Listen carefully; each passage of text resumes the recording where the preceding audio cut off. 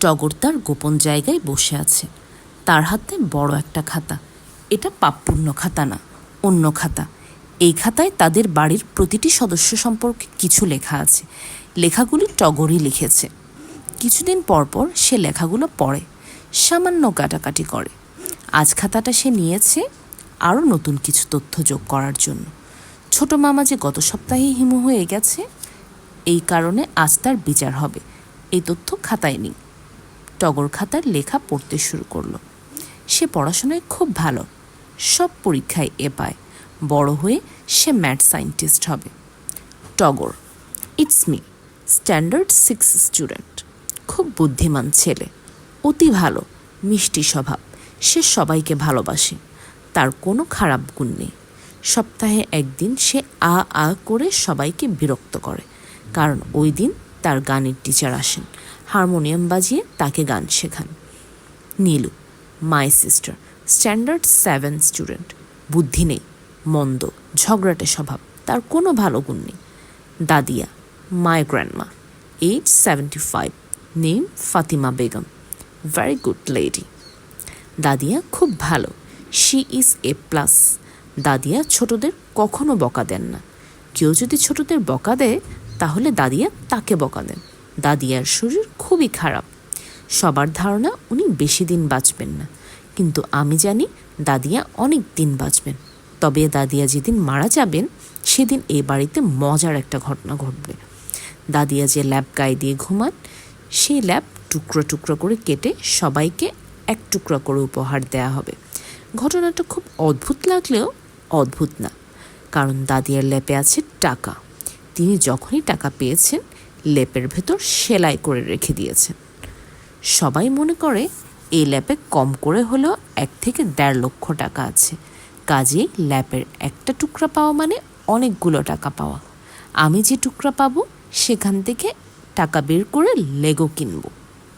বড় চাচা, my uncle, name Chowdhury Ajmal Hossain, very angry person. আমার বড় চাচা খুবই রাগী। রাগের জন্য নোবেল প্রাইজ দেওয়ার ব্যবস্থা থাকলে তিনি অবশ্যই নোবেল প্রাইজ পেতেন। He is A+ in hot temper.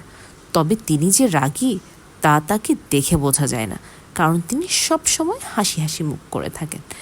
বড় চাচা বাসায় যতক্ষণ থাকেন ততক্ষণ বই পড়েন। তিনি থাকেন এই বাড়ির দোতলায়, এজন্য ছোটরা কেউ দোতলায় যায় না।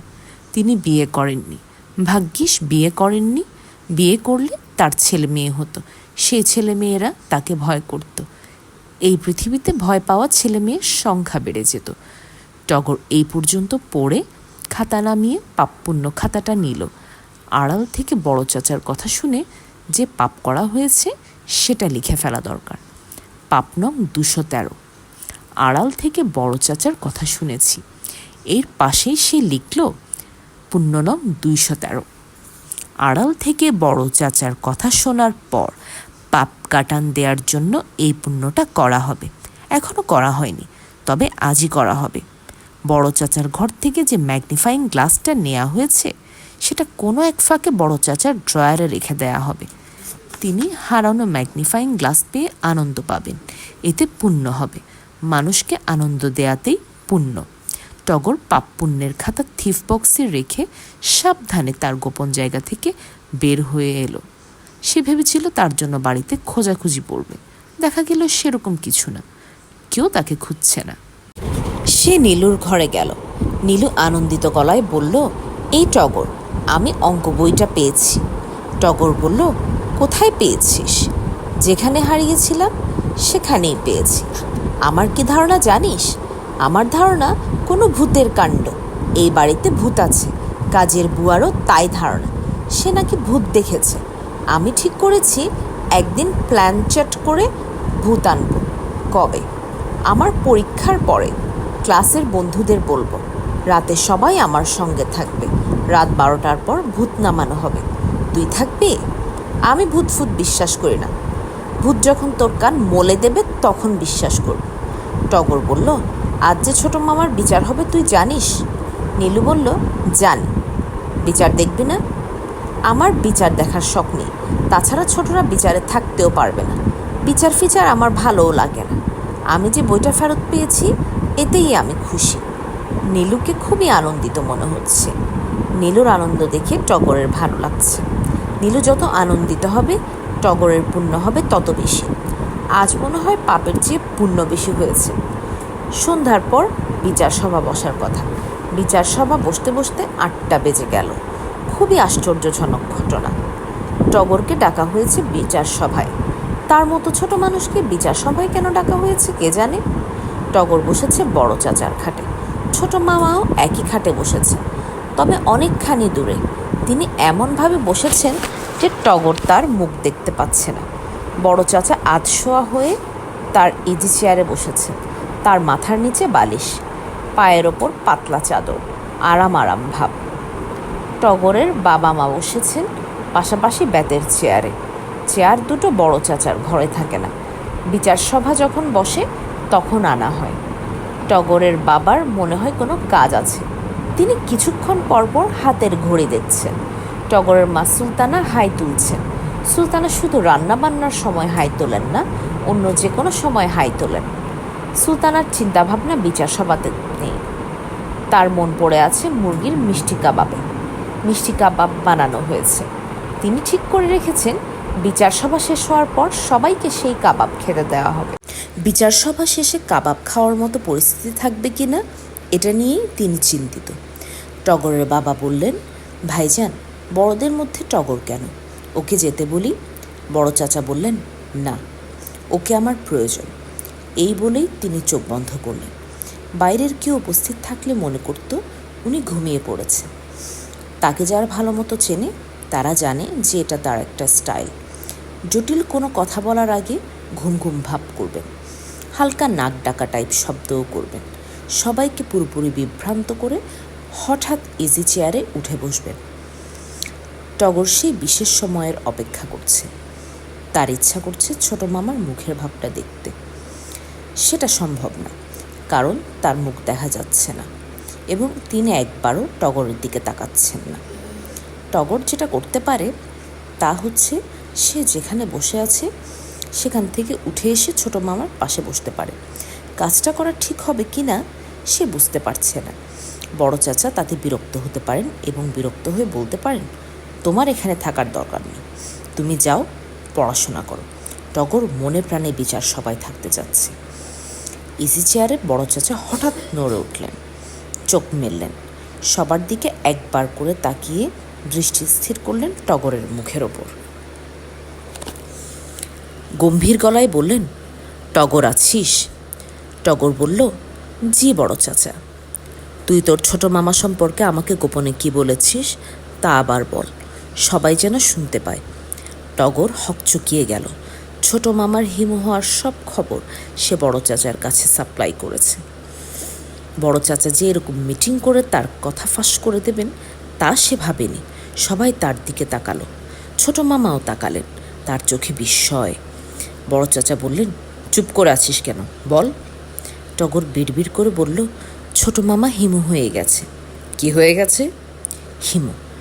টগর লক্ষ্য করলো সবাই ছোট মামার দিকে তাকাচ্ছে, শুধু ছোট মামা তাকিয়ে আছে তার দিকে। বড় চাচা বললেন, হিমু হয়ে যাওয়া ব্যাপারটা বলো শুনি। টগর বলল, আমি বলবো? বড় চাচা বললেন, প্রথমে তুমি বলবে, তারপর হিমু সাহেবের মুখ থেকে শুনবো। ইংরেজিতে একে বলে listening from the horse's mouth. টগর বলল, হিমুদের হলুদ পাঞ্জাবি পরতে হয়। আর টগর বলল, হিমুদের হলুদ পাঞ্জাবি পরতে হয় আর খালি পায়ে হাঁটাহাঁটি করতে হয়। বড় চাচা বললেন, কেন? টগর বলল, কেন সেটা হিমুরা জানে, আমি তো হিমু না, আমি জানি না। টগরের বাবা বললেন, ভাইজান বাদ দিন তো, হিমু হওয়া মনে হচ্ছে বাচ্চাদের একটা খেলা। বড় চাচা বললেন, বাচ্চাদের খেলা বলে উড়িয়ে দেয়া ঠিক হবে না। তুমি বোধহয় জানো না, হিমু কর্মকাণ্ডের অংশ হিসেবে এই বাড়ির ছাদে কয়েক টন মাটি তোলা হয়েছে। কি বলছেন ভাইজান? বড় চাচা শুভ্রের দিকে তাকিয়ে বললেন, শুভ্র, কি পরিমাণ মাটি তোলা হয়েছে তুমি একটা আন্দাজ দিতে পারবে? শুভ্র বলল, প্রতিদিন 200 টাকা করে আমি 2জন লেবার রেখেছি। এরা সকাল থেকে সন্ধ্যা পর্যন্ত ছাদে মাটি তুলেছে। কতটুকু মাটি হয়েছে আমি জানি না। মাটি কেন তোলা হয়েছে? জ্যোৎস্না দেখার জন্য। বুঝতে পারলাম না, একটু বুঝিয়ে বলো। শুভ্র বলল, হিমুদের জ্যোৎস্না দেখতে হয়। সাধারণ মানুষের জ্যোৎস্না দেখা আর হিমুদের জ্যোৎস্না দেখা এক না। তারা বিশেষভাবে জ্যোৎস্না দেখে, যেমন পুকুরে গলা পর্যন্ত ডুবিয়ে শুধু মাথা বের করে জ্যোৎস্না দেখে, কিংবা মাটিতে গর্ত করে সেই গর্তে মাথা পর্যন্ত ডুবিয়ে জ্যোৎস্না দেখে। ছাদে মাটি নেওয়া হচ্ছে গর্ত বানিয়ে জ্যোৎস্না দেখার জন্য? জি। হলুদ পাঞ্জাবির ব্যাপারটা কি? হলুদ হলো বৈরাগ্যের রং, আগুনের রং। আগুন যেমন খাদ পুড়িয়ে সোনাকে শুদ্ধ করে, এই পোশাকও তাই করে। বড় চাচা হাত তুলে শুভ্রকে থামিয়ে দিয়ে বললেন, তোমার যুক্তিতে ভুল আছে। আগুন শুধু খাদ পোড়ায় না, আগুন সব কিছুই পোড়ায়। আর তুমি বলছো হলুদ বৈরাগ্যের রং, আগুনের রং। আমি যদি বলি হলুদ বিষ্ঠার রং, তাহলে কি ভুল হবে? বিষ্ঠা কি তা নিশ্চয়ই জানো।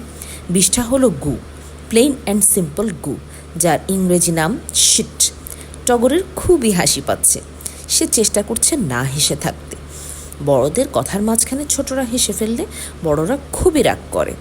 বড় চাচা বললেন, শুভ্র শোনো, তোমাকে আমি বুদ্ধিমান ছেলে হিসেবে জানতাম, স্মার্ট ছেলে হিসেবে জানতাম। তোমার বুদ্ধিশুদ্ধি যে বুড়ি গঙ্গার পানিতে ধুয়ে মুছে চলে গেছে তা জানতাম না। তুমি নির্বোধের মতো আচরণ করছো। শুভ্র বলল, হলুদ পাঞ্জাবি পরছি এই জন্যই কি আমি নির্বোধ? খালি পায়ে হাঁটছো এই জন্য নির্বোধ। ময়লা আবর্জনা ভর্তি রাস্তাঘাট, এর মধ্যে খালি পায়ে হাঁটার অর্থ হলো ইচ্ছা করে শরীরে ময়লা মাখা। বুঝতে পারছো কি বলছি? শুভ্র চুপ করে রইল। হ্যাঁ সূচক মাথা নাড়ল না। অর্থাৎ সে যে বোকামি করছে এটা বুঝতে পারছে না। বড় চাচা বললেন, হিমু ঘটনাটা কি? আমি তা কিছুই বুঝতে পারছি না।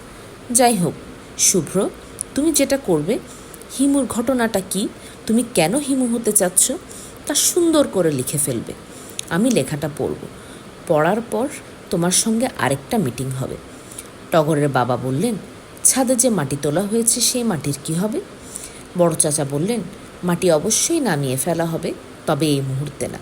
হিমুর ব্যাপারটা আমি আগে জেনে নিই, তারপর। শুভ্র বলল, আমি কি এখন যেতে পারি? বড় চাচা বললেন, হ্যাঁ যেতে পারো। সুলতানা বললেন, আমি মুরগির মিষ্টি কাবাব বানিয়েছিলাম, কাশ্মীরের রেসিপি। কাশ্মীরের হাউস বোটে এই কাবাব আমি খেয়েছিলাম, এখনও তার স্বাদ মুখে লেগে আছে। ওদের কাছ থেকে রেসিপি নিয়ে এসেছি। কাবাব সার্ভ করে দিই? শুভ্র কাবাব খেয়ে তারপর যেখানে ইচ্ছা যা। শুভ্র সুলতানার দিকে তাকিয়ে শান্ত গলায় বলল, আপা, তোমাকে আমি খুবই পছন্দ করি। তুমি মনে কষ্ট পাও এমন কিছু করা আমার পক্ষে সম্ভব না। কিন্তু হিমুরা সত্যি কথা বলে, তাতে যদি কেউ মনে কষ্ট